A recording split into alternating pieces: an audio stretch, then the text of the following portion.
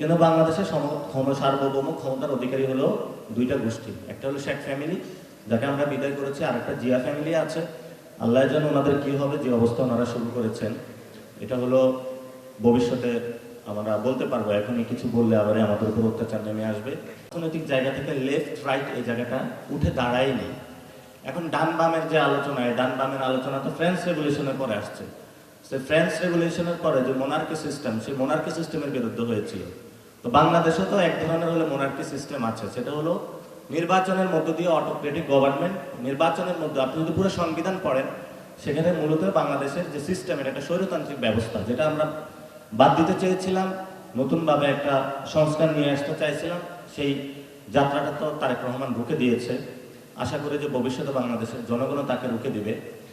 এবং এই সংবিধানের বাহিরে আরেকটা হলো এই পরিবার ভিত্তিক যে মোনার্কি সিস্টেম, অর্থাৎ শেখ ফ্যামিলি ছিল, এখন জিয়া ফ্যামিলি আসছে।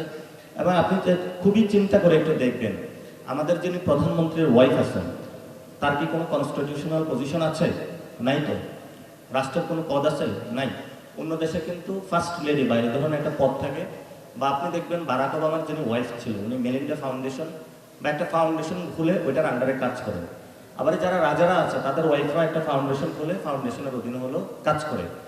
তো বাংলাদেশের এই যে গভর্নমেন্টের যে প্রোগ্রামগুলোতে যাচ্ছে, ওনার নাম কি যেন, জুবাইদা।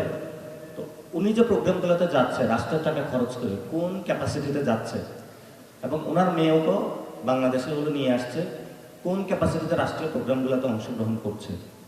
তারপরে একজন বাংলাদেশের যিনি কলকাঠি নাড়েন, ইসমাইল জবিউল্লাহ নাম, মানে প্রশাসনের সবচেয়ে যিনি কলকাঠি নাড়েন, ওনার একজন শালা আছে মুস্তাফিজুর রহমান হিরো, তাকে নিয়ে বানাইছে হলো আপনার আইডিয়াল কলেজের সভাপতি। এরপরে হলো আপনার ক্রিকেট বোর্ডগুলোতে দেখবেন সবাই বাচ্চা বাচ্চাকে দিয়েছে। তো বাংলাদেশে তো কিন্তু এক ধরনের মোনার্কি আছে। এবং এই মোনার্কির বিপরীতে কিন্তু যখন দেশটার নাম দিয়েছেন People's Republic of Bangladesh. Republic শব্দটা হলো গণপ্রজাতন্ত্রী, যেখানে জনগণকে সার্বভৌম ক্ষমতার অধিকারী দেওয়া হয়েছে। কিন্তু বাংলাদেশের সার্বভৌম ক্ষমতার অধিকারী হলো দুইটা গোষ্ঠী। একটা হলো শেখ ফ্যামিলি, যাকে আমরা বিদায় করেছি, আর একটা জিয়া ফ্যামিলি আছে। আল্লাহ যেন ওনাদের কি হবে, যে অবস্থা ওনারা শুরু করেছেন, এটা হলো ভবিষ্যতে আমরা বলতে পারবো। এখনই কিছু বললে আবার আমাদের উপর অত্যাচার নেমে আসবে। AKS অর্জন করলো গিনেস ওয়ার্ল্ড রেকর্ডস। AKS একটু স্ট্র্যাটেজিক ওয়েতে চলতে হবে, হ্যাকমতের সাথে। আমি যেটা বলতেছিলাম, এই যে ডান বামের খেলা, তো আমাদের সবাই নেতাকর্মীরা বেশি খুবই গলা ভরে উচ্চারণ করে আমরা খুবই মধ্যপন্থী। তা আমি আজকে একটু মধ্যপন্থীর ক্রিটিসিজম করব। সেটা হলো সেন্ট্রিস্ট একটা আছে, আর হলো রেডিকাল সেন্ট্রিজমেরই। এটা সবখানে আপনারা যখন আপনাদেরকে ধরা হয়, তখন আপনারা এটা উত্তর দিতে পারেন না। আজকে এখানে অনেকে একসাথে হয়েছেন, এই কথাগুলো 2-3 মিনিটে আমি বলে দিই। একটা হলো সেন্ট্রিজম সাধারণত হলো বাংলাদেশের ওইভাবে নাই।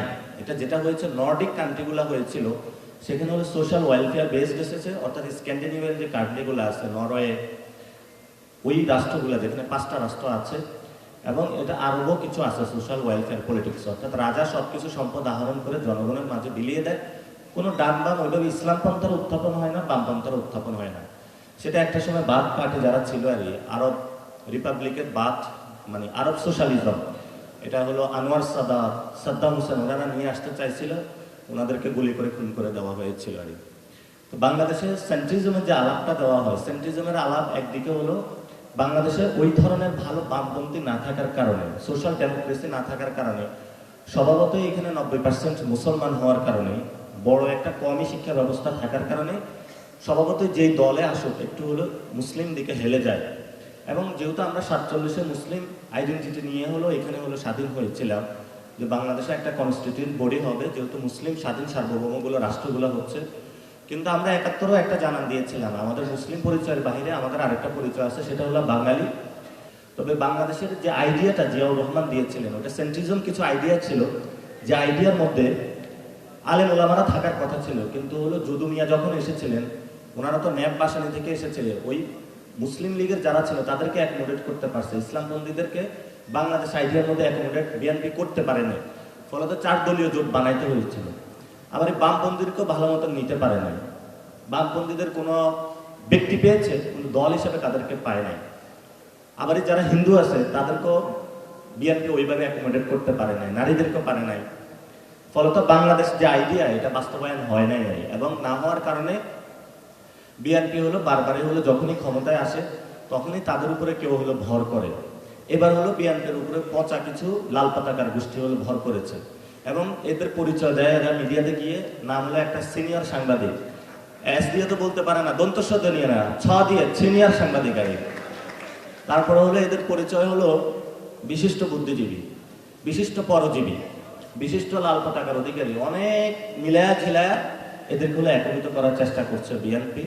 তা আমাদের যারা কমের ভাইয়েরা এরা হলো বিএনপির সাথে গিয়েছেন জামাত ঠেকানোর জন্য। তো এখন বিএনপির সাথে ওনাদের ভালো ব্যবস্থা হচ্ছে না, কারণ বিএনপি থেকে ওইভাবে কোনো কিছুই পায়নি।